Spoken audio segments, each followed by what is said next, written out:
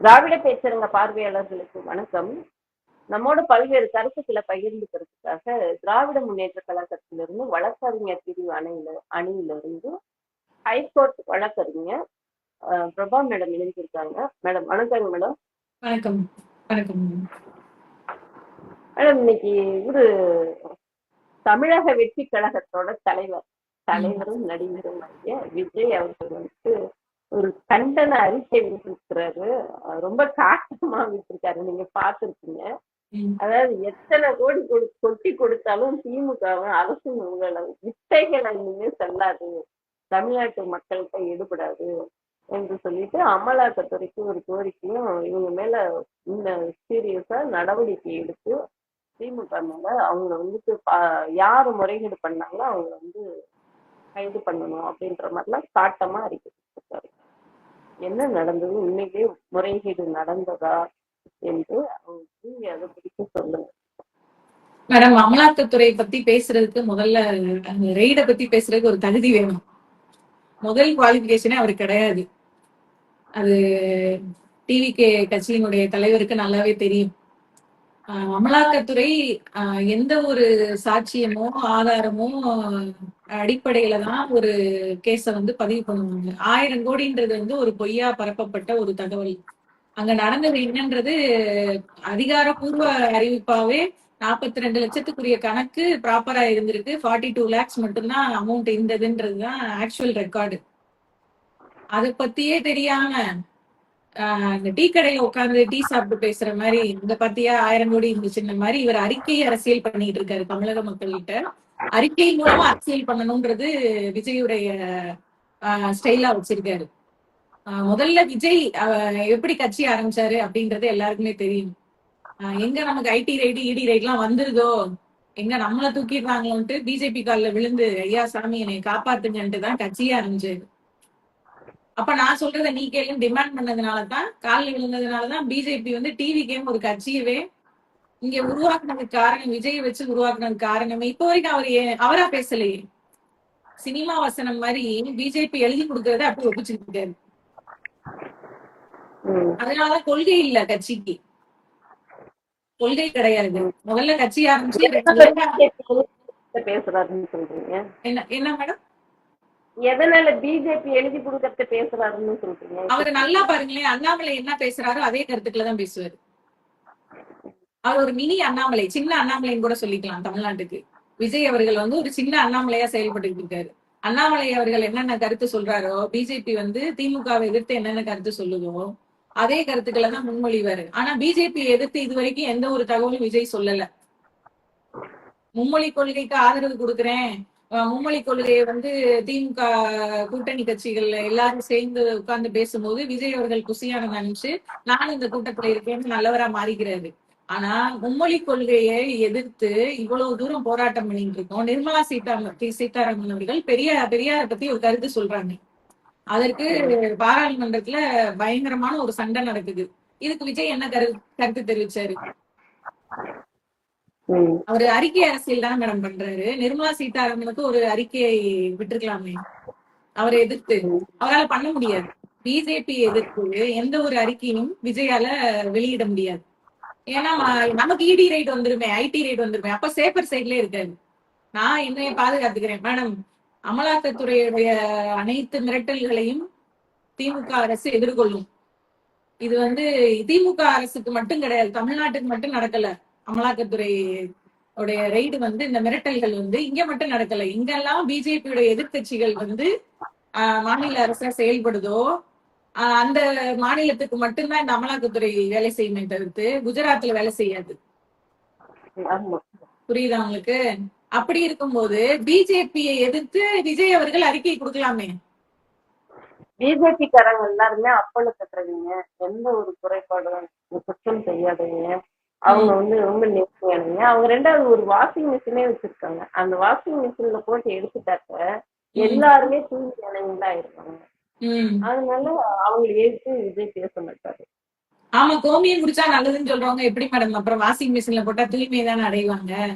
கோமியம் குடிச்சா, மாட்டு கோமியத்தை குடிச்சா நல்லதுன்னு சொல்றவன் எப்படி நல்லது செய்வான் மக்களுக்கு சொல்லுங்க? அஜித் பவார் இருந்தாரு. அஜித் பவார் தெரியும். அதான் மேடம் அஜித் பவார். நான் பிஜேபி. உதாரணத்துக்கு அது ஒண்ணு மட்டும் சொல்றேன். அவரு மேல 900 கோடி இந்த மாதிரி 1000 கோடி ஊழல் வந்து சொன்னாங்க. ஒரு வாரம் தான். ஒரு வாரத்துல வந்துட்டு அவர் வந்துட்டு அந்த இவரு கட்சியில இருந்தாரு, காங்கிரஸ்ல இருந்து திரும்பி சரத் யாதவ் அவருக்கு சரத்பவார் கட்சியில இருந்தாரு. அவருடைய அண்ணன் பையன் தான் அஜித் பவார். அப்ப அவர் கட்சியில இருந்து பிரிஞ்சு போய் பாஜகவுல ஒரே வாரத்துல சேர்ந்துட்டாரு. ஆமா, அவர் மேல இருக்கிற அத்தனை வழக்கும் வந்து தள்ளுபடி ஆயிடுச்சு. இப்ப அவர் வந்து அந்த பிஜேபிங்கிற வாஷிங் மிஷின்ல போட்டு எடுத்த உடனே அவர் வந்து அப்பல் கற்றவரா ஆயிட்டாரு. வேலை இதுதான். அந்த மாதிரி தமிழ்நாட்டுல அதே மாதிரிதான் மகாராஷ்டிராவில இன்னொருத்தர் பிரிஞ்சு போனாரு. அவர் பேரு எந்த மாநிலத்தோட? மகாராஷ்டிராவிலதான். மகாராஷ்டிரால இடி ரைடு. அதான் பிஜேபியோட எதிர்கட்சியா செயல்படுற மாநிலங்கள் பூராமே இடி ரைடு செல்லும். இப்ப விஜய் வந்து இவ்வளவு தூரம் வந்து காட்டமா இன்னைக்கு அறிக்கை விட்டிருக்காரு.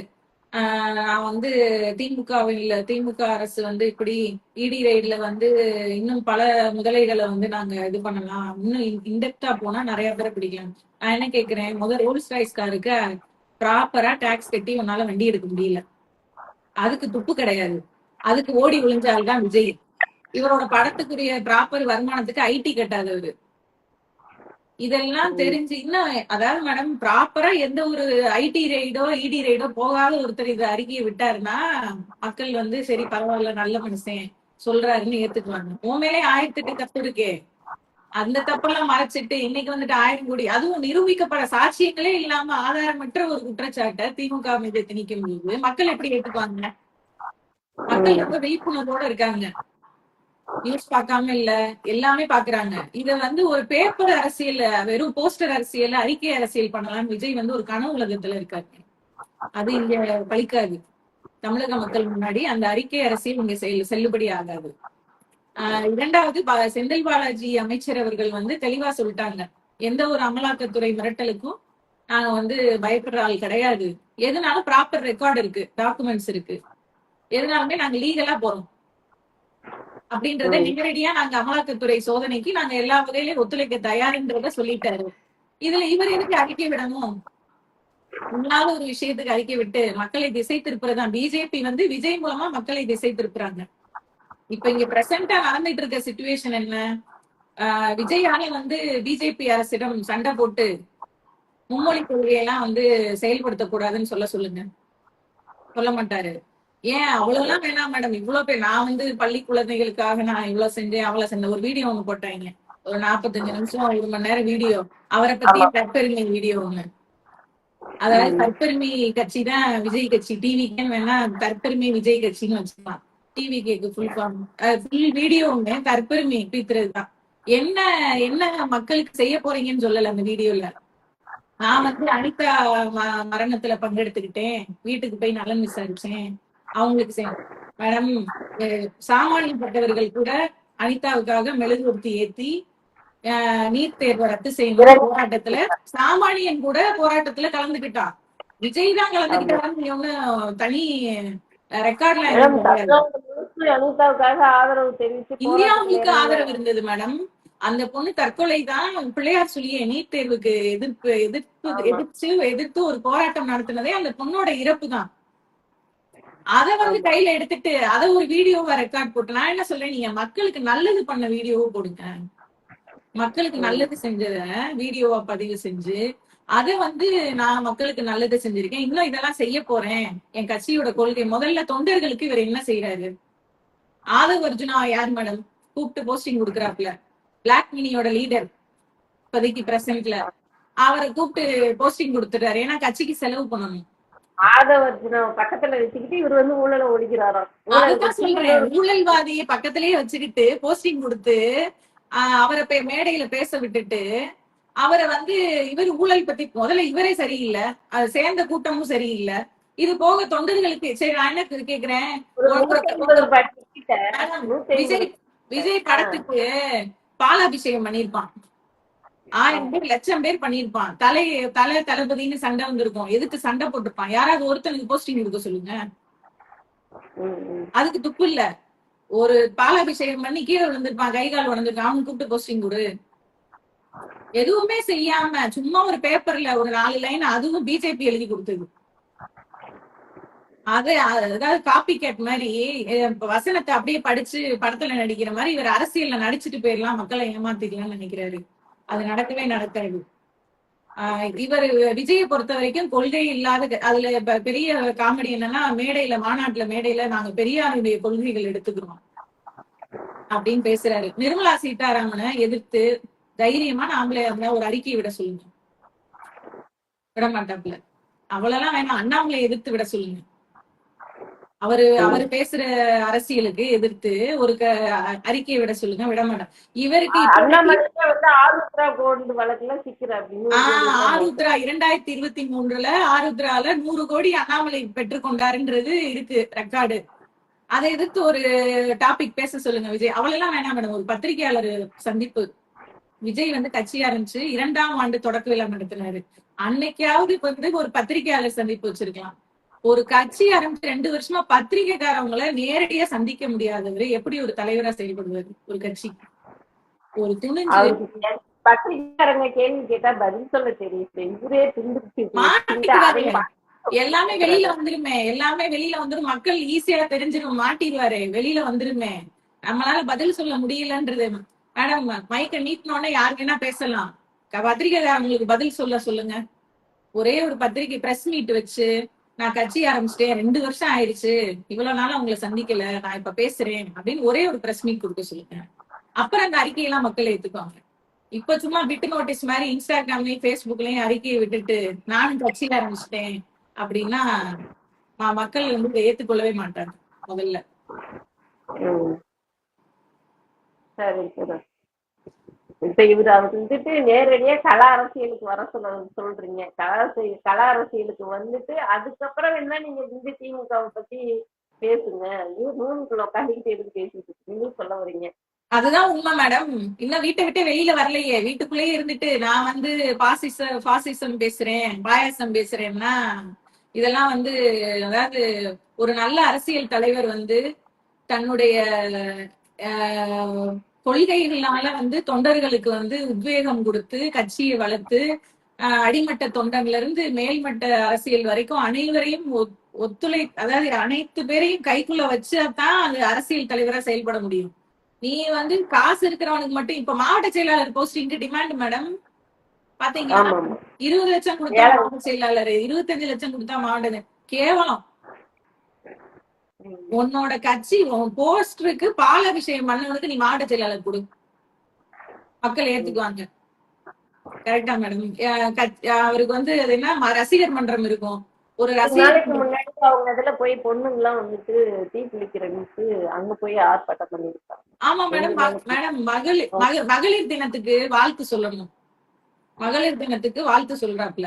அப்பையும் திமுக அரசை எதிர்த்து இவ்வளவு பேசுறாரு. பீகாரையோ உத்தரப்பிரதேசத்தையோ மகளிர் தினத்தன்னைக்கு பீகார்ல நடந்த சம்பவங்களை நான் எதிர்க்கிறேன், அதுக்கு எந்த ஒன்றிய அரசு எந்த நடவடிக்கையும் எடுக்கல, உத்தரப்பிரதேசத்துல இப்படி நடக்குதுன்னு ஏதாவது ஒண்ணு சொன்னாரா? சொல்லுங்க தைரியம் இருக்கா? ஏன்னா இவருக்கு இடி ரைடு வந்துடும், ஐடி ரைட் நம்ப மாட்டிக்கும். அது எதுக்கு ஒன்றிய அரசை நம்ம எதிர்த்துக்கிட்டுன்னு சைலண்டா இருக்காரு. ஆனா வெளியில சொல்லும் போது எனக்கு எதிரி பிஜேபி, திமுக எதிரி, பிஜேபி எதிரி, இதெல்லாம் மக்களால கொஞ்ச நாள் நாமக்காவாசி தான் பிஜேபின்ற வார்த்தை கூட சொல்ல மாட்டாரு, பாசிசம் தான் சொல்லுவாரு. நாமக்காவாசி கிட்ட எடுத்து பேசுவாரு. அதுக்கு முதல் மேடையிலே சொல்லிட்டாருல, நேரடி எதிரி திமுக. அதனால நான் உங்களை பேசுவேன் மேடம். திமுகவை எதிர்த்து திமுக அரசு எதிர்த்து தமிழ்நாட்டுல நிலையான அரசியல் செஞ்சதா எந்த கட்சியுமே கிடையாது. ஏன்னா இது இவரை மாதிரி போஸ்டர் ஒட்டி வந்த கட்சி கிடையாது. தலைவர் கலைஞர் அவர்களால, அவர்களுடைய எழுத்துக்களினாலையும் உணர்வுகளாலையும் தொண்டர்களுக்கு கொள்கைகளை கொண்டு போய் சேர்த்த ஒரு கட்சி, ரத்தம் சிந்தி வளர்க்கப்பட்ட ஒரு கட்சி தான் திராவிட முன்னேற்ற கழக இயக்கம். இத வந்து இவர் வந்து 50 60 வருஷம் 70 வருஷம் அரசியல ஒரு பேப்பர்ல 4 லைன்ல நான் வந்து முடிச்சிருவேன் அப்படின்னா முட்டாள்தனம். விஜயனுடைய முழு முட்டாள்தனத்தை தான் இது காமிக்குது. அரசியல் எதிரியா வந்து திமுகவுக்கு இன்னமும் யாருமே இல்ல அப்படின்றதுதான் உண்மை. அது மேடம் ஃபைனலா ஒண்ணே ஒண்ணுதான் மேடம். விஜயா இருந்தாலும் அண்ணாமலையா இருந்தாலும் யாரா இருந்தாலுமே காலையில விடிஞ்சா சூரியனை பார்த்துதான் ஆகணும். மாற்றுக்கிறதே கிடையாது. சூரியனை பார்த்தே ஆகணும். எவ்வளவு மழை வந்தாலும் புயல் வந்தாலும் சூரியன் அதனுடைய வேலையை செய்து கொண்டே இருக்கும். சூரியனுக்கு அழிவே கிடையாது. இது வந்து விஜய் அவர்கள் கூடிய விரைவில் புரிந்து கொள்வார்கள். நல்லது நல்லது. நன்றி. நன்றி நன்றி.